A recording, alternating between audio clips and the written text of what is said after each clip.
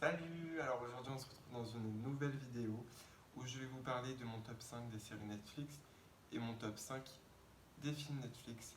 Alors voilà, alors ça va pas être du genre Casa de Papel, euh, Riverdale, Dynasty, Elite, ça va pas être tout ça. Ça va être vraiment des séries plus poussées que moi j'ai regardé et que j'ai kiffé. Et les films c'est pareil. Donc voilà, donc je vous laisse avec le générique et on se retrouve juste après. Bitch, yeah, I'm a savage, yeah. Classy, bougie, ratchet, yeah. Sassy, moody, nasty, yeah. Hacking, stupid, what's happening? What's happening?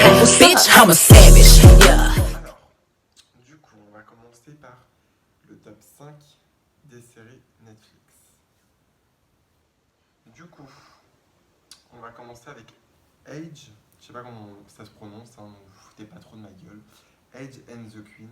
Alors en gros, c'est une série, euh, c'est des drama queens en fait, c'est des garçons qui se déguisent en femmes du coup et qui font un show tous les soirs.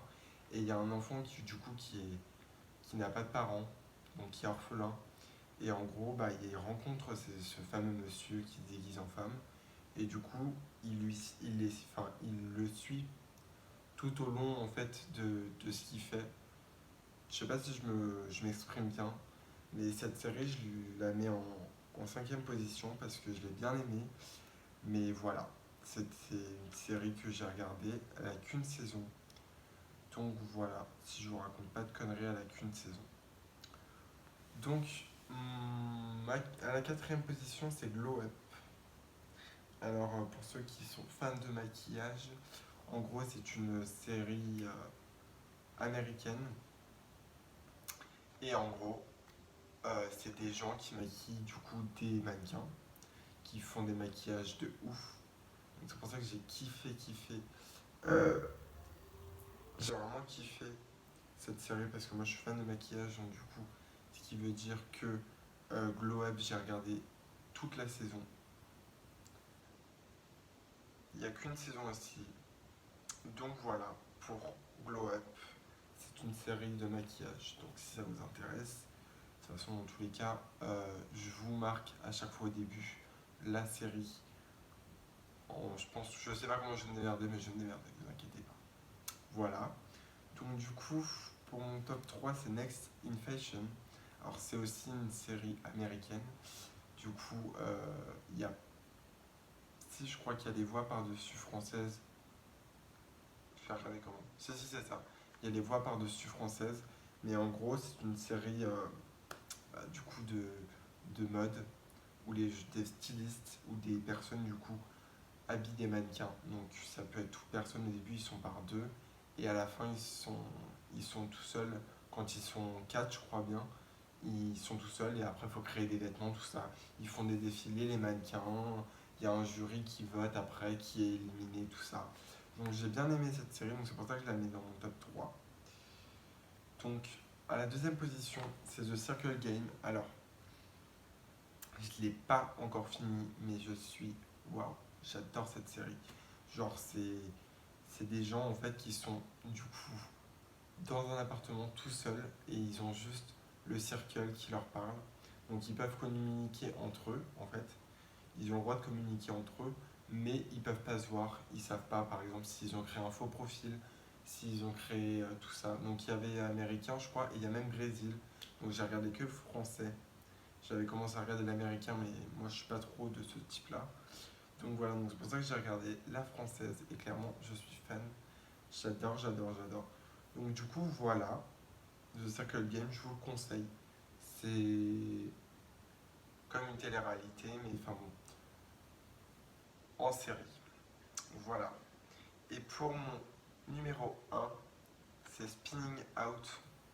Alors, moi j'ai toujours regardé des vidéos YouTube de patinage artistique, tout ça. Et là, en fait, c'est une série de patinage artistique où la fille au début elle est toute seule et après il y a une dame qui lui propose qu'elle fasse un duo, enfin une prof qui propose qu'elle fasse un duo avec du coup un mec.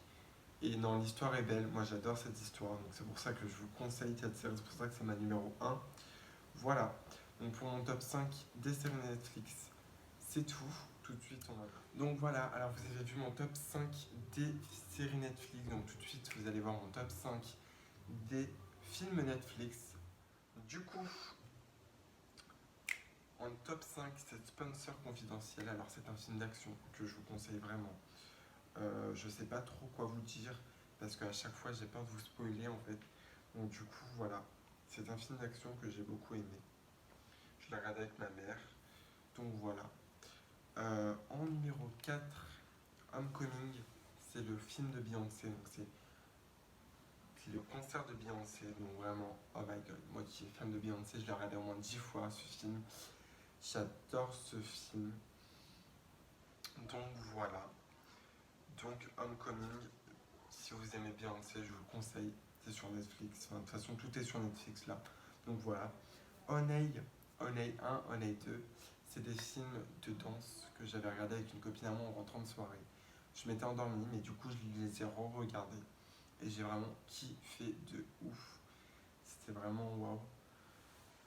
Donc pareil pour Battle, c'est des films de danse. Alors moi j'adore regarder des films de danse. Clairement. Les films de danse, ou même si un jour il y a des séries de danse, j'adore regarder ça parce que je trouve que ils ont un sacré talent quand même. Faut le dire ce qui est.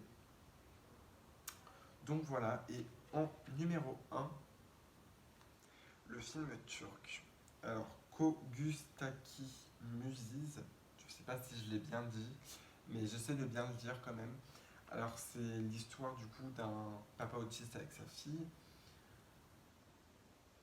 Donc, du coup, sa fille, en allant à l'école, elle a vu un sac dans un magasin.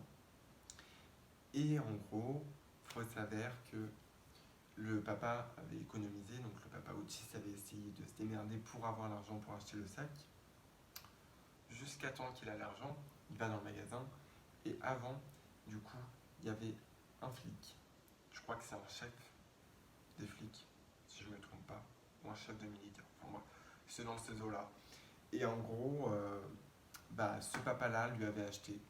Donc du coup, il était un peu dégoûté, le papa. Autiste, il était un peu dégoûté.